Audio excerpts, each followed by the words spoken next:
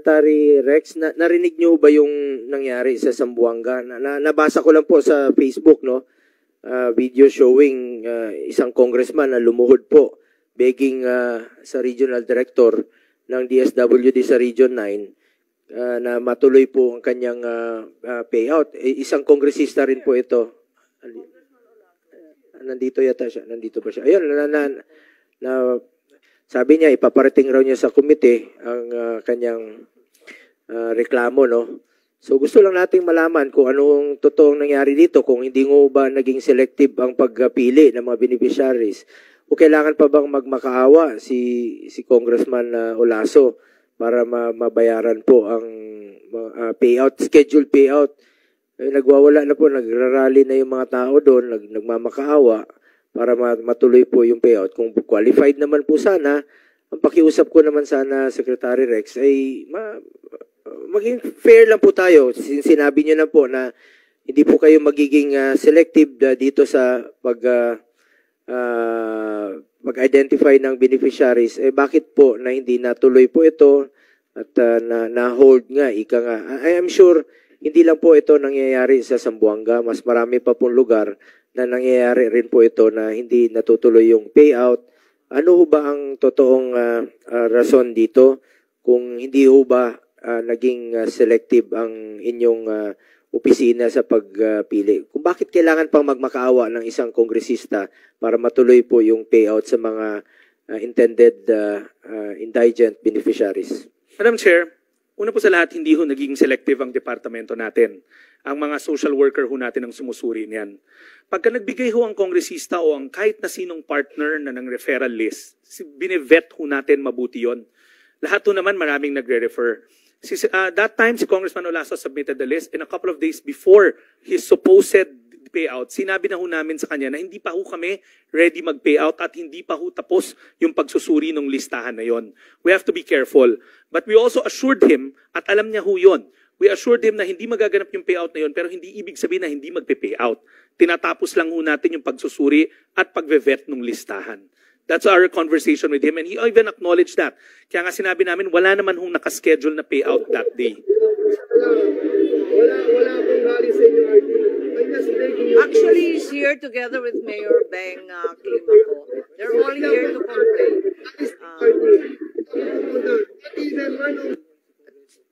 At saka hindi naman alam naman natin na hindi lang yan ang kauna-unahang pagkakataon na nangyari yan.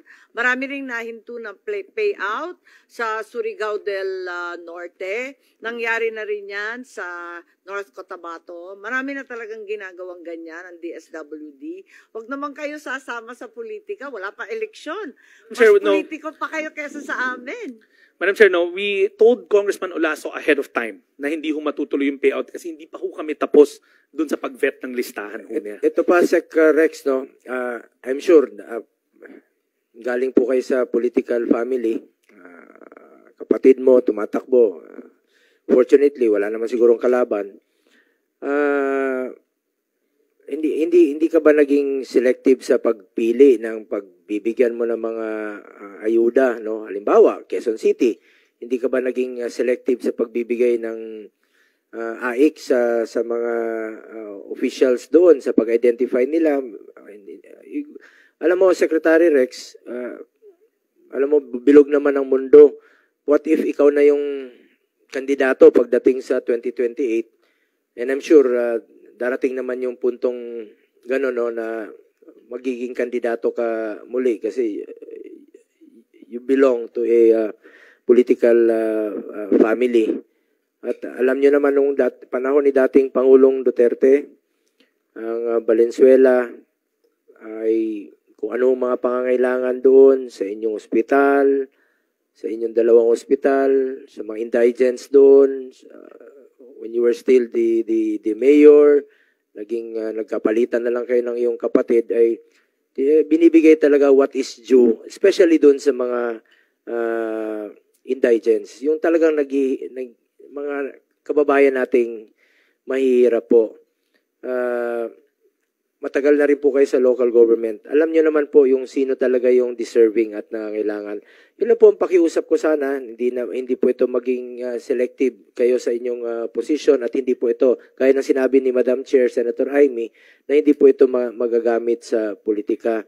Dahil tandaan po natin, darating rin po ang panahon na maaring kayo rin po ay maging kandidato at kung ano bang mararamdaman nyo na magkakaroon po ng selective yung agencies tapos ikaw hindi ka pagbibigyan. Atin dito sana po ay maging pantay-pantay po ang ating trato at wag ito magamit. Napakahalagang opisina po ito, itong DSWD at hindi po dapat magamit ito sa politika. Dahil wag niyo pong pagsamantalahan ang kahinaan po ng mga kababayan nating mahihirap. Naghihirap na nga, magmamakaawa pa sila para matanggap nila yung ayuda mula sa gobyerno. Tandaan natin, hindi nyo po pera yan, hindi natin pera yan, pera po ng taong bayan yan at dapat po ibalik sa kanila. Yun lang po ang pakiusap ko for the end time po sa inyo, Secretary Rex. Sana maging pantay-pantay po ang inyong pagtrato dito.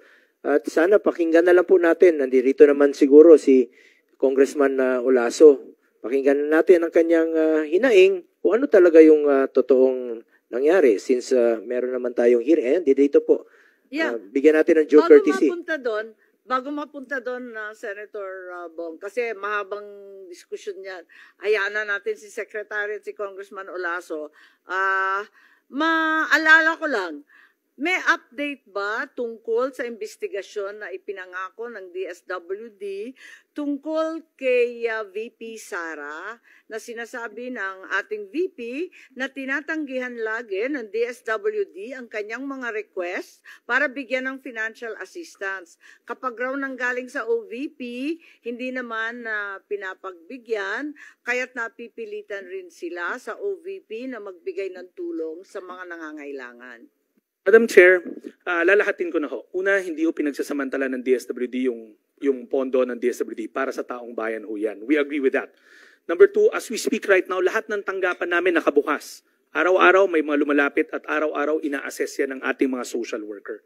Pagdating ho doon sa investigation na yon, Madam Chair, yes, Madam Chair, and I will report. Na magkakaroon ng investigasyon tungkol sa mga request ni VP na lagi na lang tinatanggihan. Madam Chair, I'll report now. Madam Chair, with me is Assistant Secretary Ulysses Aguilar. He's the one that handles the referrals from the Office of the Vice President. Agad-agad, kinausap niya yung handling officer sa kabila, si Director Norman. If Director Norman, kasi ASEC Yuli will gladly give the text exchange of text messages. Kasi tinanong namin sa kanya ano ba yung issue para alam namin anong titignan. In fact, ang sabi niya, wala rin ho siyang alam kasi lahat naman ng referral daw nila, malugod naming tinatanggap. We can furnish you the screenshots, Madam Chair, but we have to ask permission of Director Norman if he will also consent. But the screenshot of their exchange is there kasi tinignan namin, we wanted to know kung alin. That's why ASEC Yuli came into the picture. We asked Director Norman na normally nagre-refer. So we will gladly show you the exchange of messages. Yes, kung maaari lamang para matapos Madam na Chair. yung usapin na yan. Madam dahil parating inuulit-ulit. Yeah, Madam Chair, and also if I can also add, we'll also submit to the committee a copy of a plaque that we just received middle part of this year from the OVP saying that we're a valued partner, that we would always help the referrals. Meron din ho kaming parangal doon and we'll gladly submit it to the committee as well. Yes, if we could put that on record, that Yes. would put the matter at rest and we can be clarified Madam Chair, on we will have to the seek concern. the permission lang of Director Norman kasi it's a private exchange between the two of them. But Yes. on our side, we will gladly furnish you the screenshot, Yes. provided that Director Norman will also agree because of data privacy. Thank you very much, Secretary. We'd be very grateful for the update. In the meantime, if you could be very brief, Congressman Senator Tolentino has just arrived. We're trying to wind down the hearing, having already requested specific documents, including documents required by Senator Francis Tolentino. I think the issue concerning Congressman Olaso was raised. The Secretary has stated, Congressman Olaso, you can sit. But if we could be very, very brief, because Secretary Rex has already said that he had told you beforehand that the payout Director, was Madam Chair, not, the regional director had informed you beforehand that the payout could not occur because the list had not been verified. And of course, you went on media and said otherwise. Madam Senator, permission to speak. Congressman Kim Adan-Lalaso from the First District of Zamboanga City. Ma'am, that is a negative, ma'am. Hindi po totoo. We were already scheduled, ma'am. Yung payout namin scheduled on the 12th, on the 11th. Unfortunately, Secretary, after the filing of my candidacy for mayor last Tuesday, October 8, the following day, Wednesday afternoon, I received a call from DSWD telling me na hindi na matutuloy yung payout. Sabi ko, bakit? Ano nangyari? Sir, pinahinto sa taas. Sabi ko, bakit? Hindi pwede Madalas kasi... naman nangyayari yan sa amin lahat eh. Yes. Sabi ko, if that would be the thing, sabi ko nga, dapat give me a written letter. At least I can show that to the people na pinahinto sa taas. But the point of view there, walang written letter. And even the regional director nag-text sa akin. Sabi niya, sir, ayaw kong maipit. So sabi ko, I cannot stop the payout not unless you'll give me a written letter. Wala pong galing black and white from DSWD. That's my basically point of view. And until now, I met the regional director last Friday. Sinabi ko, ano nangyari?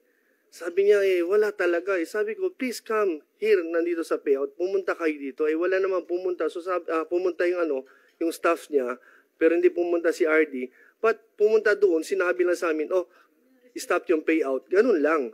But then after that, Madam Chair, sabi ko, I have to go and clarify with the regional director, ano ba talaga? At least he has to explain it to the people of Zamboanga City. Hindi pa pwede na lang na stop yung payout. Walang dahilan. But basically, let us not duck things into, nung nag-file lang ako, kinansel lahat ng pondo ko. Sabi ko, wag naman sana daw ganun kasi itong pera na to binibigay sa mga Pilipino, hindi to pera ng mga magulang nila. Pera to ng taong bayan. This is taxpayers' money. So I really stand for it.